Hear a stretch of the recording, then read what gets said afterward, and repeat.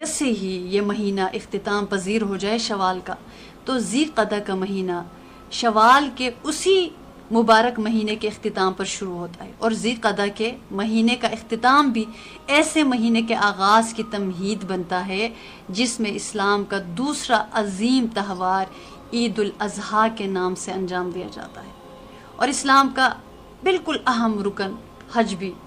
اسی مہینے میں انجام دیا جاتا ہے، اور وہ ذی الحجہ کا مہینہ ہوتا ہے۔ تو اس سے ہمیں کیا پتہ چل رہا ہے، یعنی گویا اسلام کے دو عظیم، جو کہ فیسٹیول بھی کہہ سکتے ہیں ہم اس کو، کوئی خاص اوکیزن ہے ہمارے لیے، جیسے دو عظیم تہوار ہیں، عید الفطر ہے اور عید الاضحیٰ ہے۔ حج انجام دیے جانے والے دو مہینوں شوال اور ذی الحجہ کے درمیان ذو القعدہ کا مہینہ واقع ہے، یعنی ایک عید کے بعد شوال، پھر اگلا مہینہ ذو القعدہ، پھر اس کے بعد اس سے نیکسٹ مہینہ ہے ذو الحجہ، جو کہ مزید عید کا مہینہ ہے۔ تو سمجھ لیجئے گا کہ اس اعتبار سے ذو القعدہ کا مہینہ اپنی ابتدا اور انتہا کے لحاظ سے عیدین کے مہینوں کے درمیان آتا ہے۔ یہ مہینہ یعنی شوال کے فرسٹ کو عید ہے،